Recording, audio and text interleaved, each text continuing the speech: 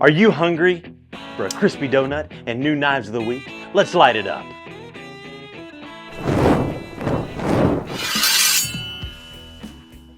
Some really cool stuff on the show today, and where do you want to get started at? Well, let's not keep them hungry. Let's go ahead and feed them.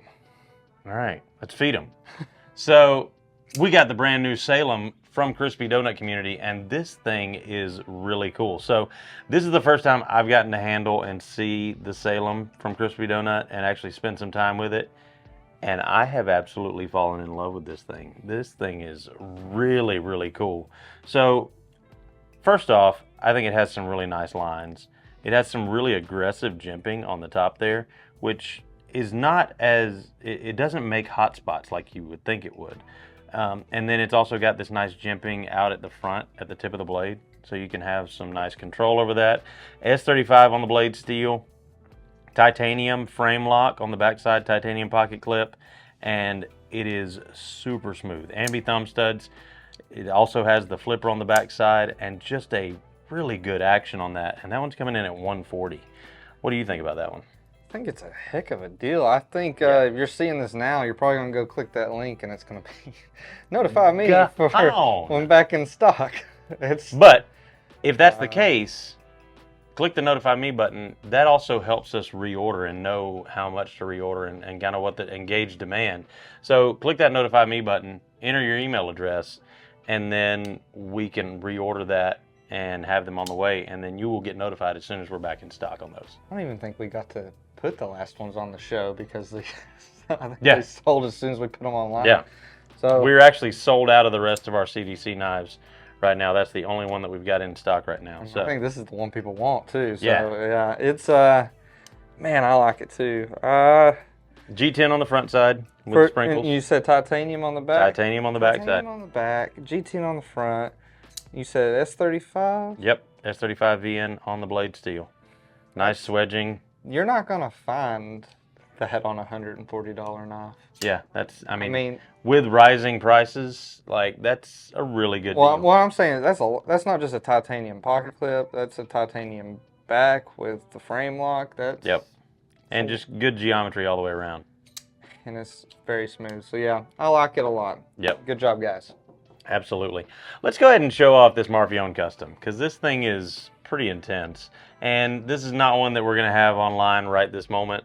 This is kind of a showpiece for our showroom. It is available to be bought.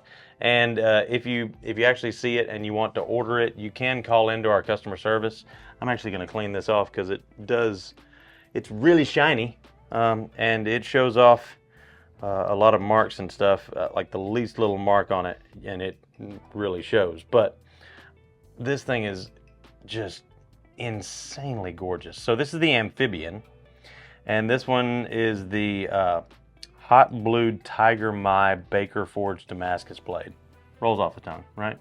There must be in the works with case. Yeah, and carbon fiber with stippled copper, and you can see that right there on the BACKSPACER. And this is, of course, with their RAM-LOK. Amazing action, and really cool thumb stud right there that is, I guess, terraced up right there. So really dig that. Really nice. Of course, MARFIONE custom, made in the USA, right over in North Carolina. Fits in the hand really nice.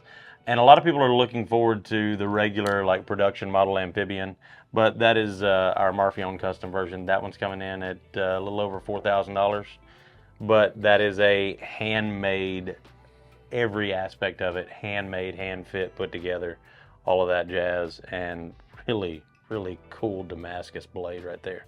Definitely one of the cooler blades I've seen this year. Yeah, sure. Absolutely. What do you want to go with next? This one's cool. Yeah, so we got the KIZER Hyper, and this is part of their 10th anniversary series. This is the red and blue anodized aluminum on the handles, S35 VN on the blade steel right there. These are numbered. It is the button lock, and really nice action, really quiet, really smooth. Just feels really good.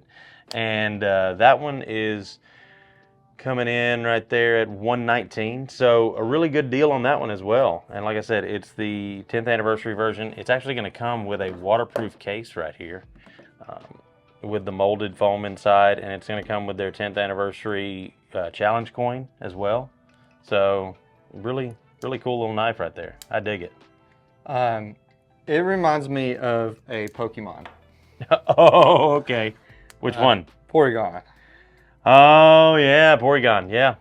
And it's really just the color concept, but that's it. Porygon. And kind of the angular design like too. the square to it. Yeah, absolutely. So it's I'm a nerd. I like, if you've watched the channel a while, you know I got special Charizard cards, and I collect Pokemon cards. We've given him a hard time about that quite a bit. So everybody's got their thing. Yep. So yeah, I really like it. It's pretty cool. It seems very unique, and it stands apart from just about any other knife. Yeah, so, absolutely. And what was it coming in at? 119. 119. S35VN, anodized aluminum. And that's my point right there with the CDC. See, this is it's the same blade steel, but it's almost the same price as this one, and this one's got the same blade steel but titanium as well for $20 more. Yeah. So that's what I'm saying. This was the crispy donut is a really good deal. Yeah. So. It's real crispy. Yeah. So next up, I want to show off the CJRB, and we showed a lot of new CJRBs a couple weeks ago. CJRB. This one is the RIFF, and this is in the green micarta with the all black blade. I really dig this one with the fuller that you can get a hold of. I don't think we showed this one off before. We don't actually have this one up online yet. Just got this one in, and I dig this thing. Now we do have the black G10 version with the satin finish blade, but this one is the black coated blade with the green micarta. Again, just absolutely flies out there. Phenomenal action. It's got their proprietary ARRPM9 powdered steel, stainless steel on the blade. And the best thing about this one, for the action, for the blade steel, and for what it is the price, $54.99. $54.99 for that beast of a knife. I would call this bushcraft tactical. Bushcraft tactical. You got that bushcraft feel in the hand, and you got that tactical looking blade. Yeah. It's I didn't expect it to feel so solid when you handed it to me. Right. So I guess that solidness is coming from the liners. It's got full liners. And yeah, stainless steel liners on that one. So. Deep carry pocket clip, lanyard loop. You're usually seeing people build the liners into the scales, like milled out a little bit. This one, it looks like it's sitting on top of it. So yeah. I think that's where that heft comes in. But I like it though. I've never been one where I thought a knife weighed too much. Like you might be different, and every scenario is different, like a bug out bag and stuff. But for me, I like something that feels substantial. Yeah. Lighter knives are cool. It's cool to see how tough you can make a knife with as less material as possible. Yeah. But for me, I guess I'm old school in the way of like, yeah, that feels right. And I mean, I'm kind of the same way. I really dig lighter weight stuff if I'm like gonna have maybe workout pants on or like sweatpants or something like that, and don't have a belt on weighing me down. I might want something a little lighter weight, but for the most part I'm going with jeans or with my tack pants or something like that, and I want something a little heavier duty. I want to know that it's there. Well, and for me, my hands are a little shaky. A heavier knife, I feel more stabilized and more control. So yeah. I do that. It helps me on that end. So yeah. Absolutely. Now, next up, we kind of want to show these as an overview of a brand because we don't have a lot of these in right now, but we did want to show them off, and that's going to be Battle Horse Knives. And this one right here, I had to battle a horse to get it out of there. That's a beast right there. So this one in particular is the Pitbull XL. Does this go on the top of your rifle? Yeah, right. Looks like a bayonet. So that's the Pitbull XL. They also have the Pitbull, and all of their knives that we've got in stock right now are coming in with 01 tool steel on the blade steel. Nice full tang fixed blades. Looks like they kind of went with what I just said earlier, that swedging bushcraft tactical. Bushcraft tactical, yeah. And really nice Kydex sheath with the leather straps right there, so you can strap it on your belt, go scout carry, or these actual holes are going to line up to take a myriad of different, universal mounting options. M-LOK mounts and stuff like that. Not M-LOK mounts, excuse me. I'm thinking guns. Molly webbing mounts. So that kind of thing. And really, I love that it has the thumb ramp right here, so you can push the sheath off. That's really nice. That one's coming in, I think, at $385, if I'm not mistaken. $325, excuse me. That's a lot of micarta. That's a lot of micarta. It's super smooth, very well contoured. It's very comfortable in the hand. And I really love the stuff that they're doing. Their pins look really nice, well done. Brass pins on that. You can't even feel that. No, they're not sitting proud at all. Very well done on that, and I absolutely dig that. In addition to that one, we've also got a couple of other ones, and these are going to be a lot more affordably priced because there's a lot less to them. But this one in particular is the Jutland. We've got them.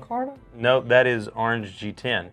But that they've just smoothed like it. Yeah, they've smoothed it so much. Wow. And done the same thing with it. Got a nice brass lanyard too. It looks like that fabric pattern yeah. in there. That's really cool. Again with the 01 tool steel, and it's got a nice 90-degree spine on the back there, so you can strike a ferro rod. This one's coming in at just $150, and the ergonomics on that, like feel that in your hand. Tell me about that. I like the belly on it a lot. That's a good way to get more knife on a smaller package. And I like that it's got a shorter blade with a full-size handle. That is going to be very controllable, and it also makes it nicely weighted. That one is like a actually Scandi. So that's actually a saber grind on that. Okay. Yeah. Yeah, that is cool. Really good feel. Yeah, that's a really nice knife. And that does not feel like G10 to me. It almost feels porous. Yeah, like it feels soft, smooth. Like it just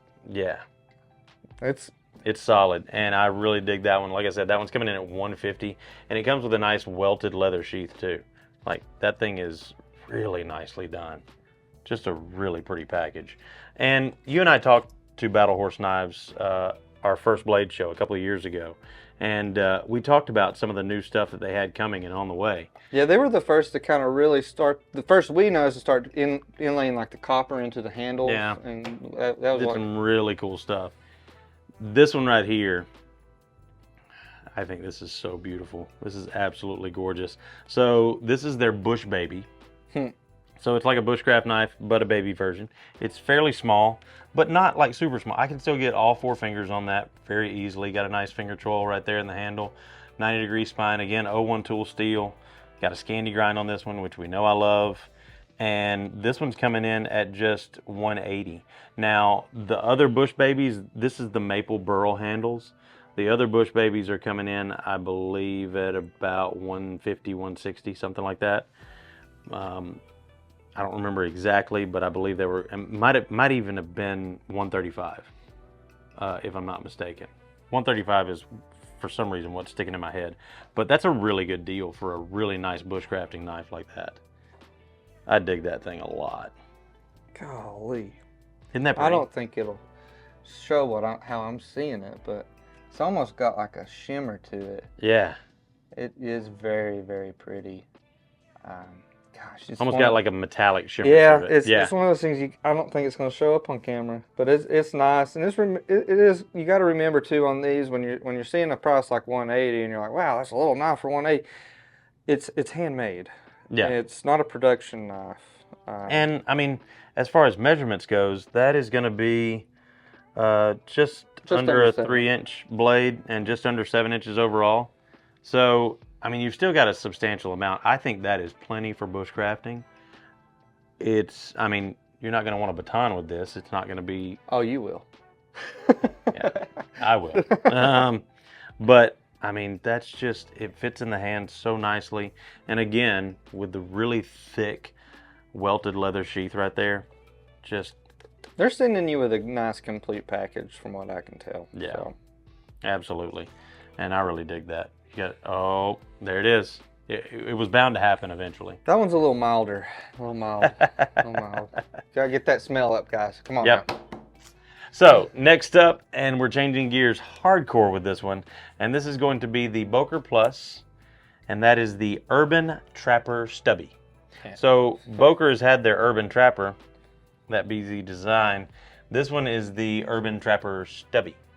And this thing is so small and really freaking cute.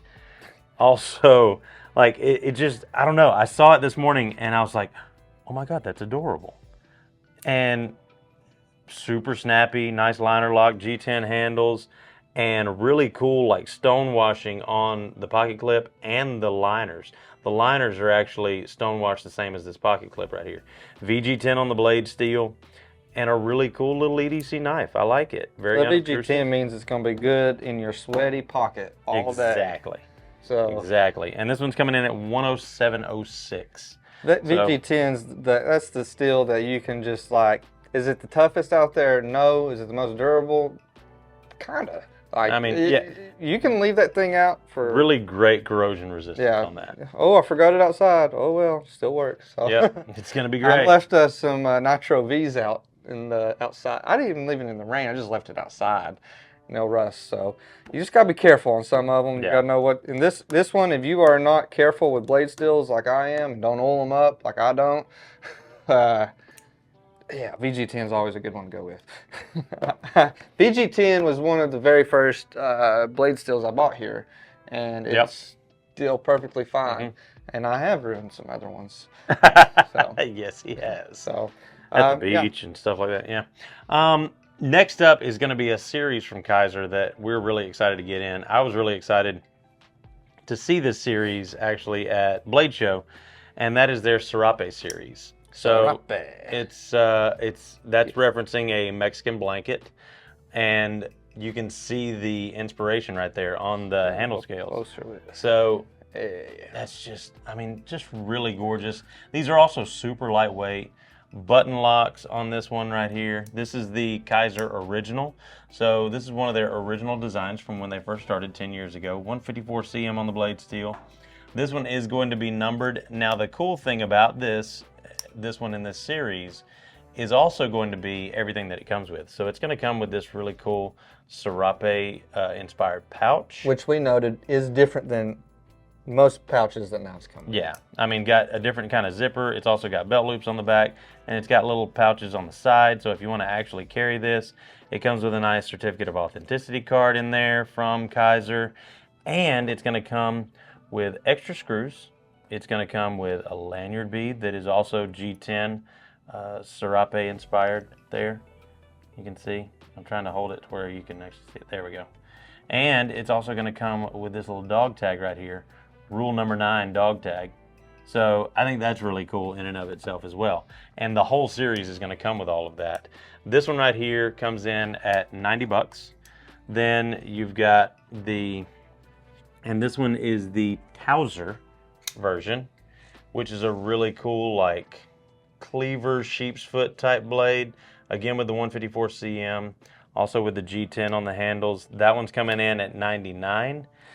And it's got the reversible pocket clip, whereas and it's a liner lock, whereas the other one was the button lock, you know. And then the CORMORANT version, which is the coup de grace of opening methods. You can open this one so many different ways. 1, 2, 3, 4, 5. But you argue that that's not a way to open it.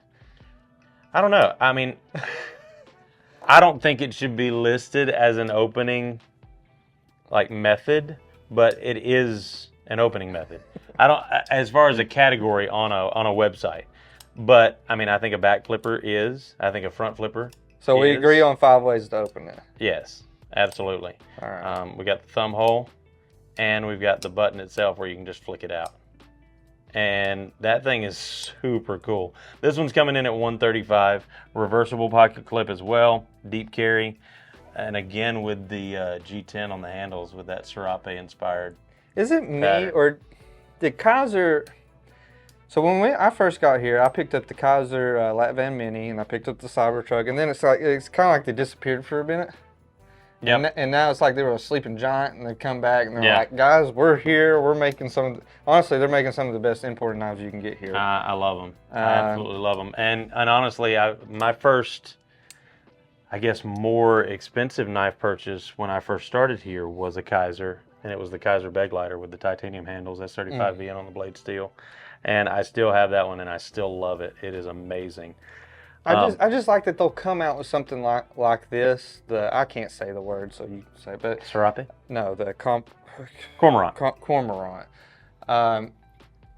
They're not just copying every knife design. This is unique, and it's unique in a way that it's not ugly or obtrusive or just something wild, obnoxious. Yeah, it's classy but different. They do their own thing. I like it a lot. And another company that's trying to do something a little bit different now is our next knife up. Yep, absolutely. So we got, and everybody's familiar with the K-Bar TDI. It's been a staple for law enforcement and military as a self-defense knife. They've actually come out with their TDI folder now. And it's very flicky, and it's very... So here's the thing. I want to go ahead and address this. I feel like this knife's going to get some hate. Put it in your hand first. Is all I have to say. It is very... Put it in your hand first. So... This was, out of all these knives you've seen so far, before the show, this is the one I was fiddling with the most, and I had the most fun with. Like, I really like it a lot. And I think if enough people like it, we might see different variations in this in the future. Absolutely. So it does have the flipper in the backside, but it also has this really interesting teardrop hole opening. And the way, at least the way that my finger fits in it, is very different from any other finger hole.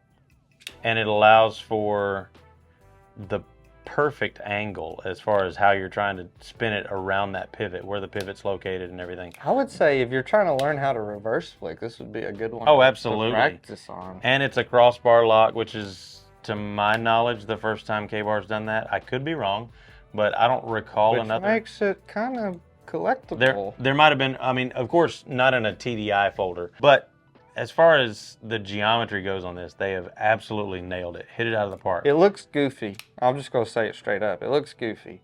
But nothing on this table has fit better in my hand than this thing. And either you're using it for self-defense, or you're using it to cut boxes, you're using it just to have on you. You're using it to have on your desk. It's fidgety. It's all get out. Yeah. Like, I like it a lot. If K-Bar, you're listening, one thing I'd like to see is maybe some upgrades in the blade steel and handle material, and I think you got a real winner here. Yeah, I mean, I dig it. Blade steel is going to be AUS-8. Handle material is going to be injection molded, like an FRN. And that one's coming in at $68.95. You're probably not going to like the price, but I promise you'll like the knife. Oh yeah, it's super fidgety. And then we've got a queen, and this is going to be one of the last of our imported queens that we're having made. And we just got these in. Now we are switching over to having all of our queens made in the USA. This is, like I said, this is going to be the last of our imported queens that we get in. And this one is the GAMECOCK Smooth White Bone Trapper right here. Now, you're probably thinking, like I do when I see something like this, I'm thinking it's a hoof pick. That is not a hoof pick. That is actually a saw with an interchangeable blade. So you can actually, or replaceable blade rather, not an interchangeable. But you can replace the blade on this saw right here, which is a really nice feature. Most saws like this, you can't change the blade. Once they dull, they're done. So that's a really nice feature, especially on a slip joint. That's a really interesting feature. And then last but certainly not least, and we've had some people make some comments about this, and I kind of wanted to address this. They're calling this a gut hook. And yes, it can be used for that. It can be like used a zipper for like unzipping, like when you're processing game. That's going to be, I mean, this is going to be a great knife for that anyways, because you've got the bone saw right there. That's ultimately what that's for. But wait, TC. Somebody in the comments said, when are we going to show knives that people can actually use and not these traditionals? You're wanting to get me riled up, aren't you? So this can be used as a gut hook, but primarily what this type of gut hook is going to be used for is actually peeling fruit. And interesting. So Victorinox and in the past, Wenger has put this on their knives, and it is used for peeling and processing fruit. That is a perfect depth for especially like navel oranges, something like that. Yeah. On our next video, we'll show TC taking the skin off a grape with this. How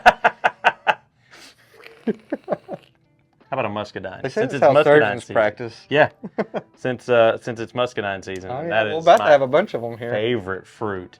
But that is primarily what that's going to be used for. And this is going to be a great, great little traditional folder.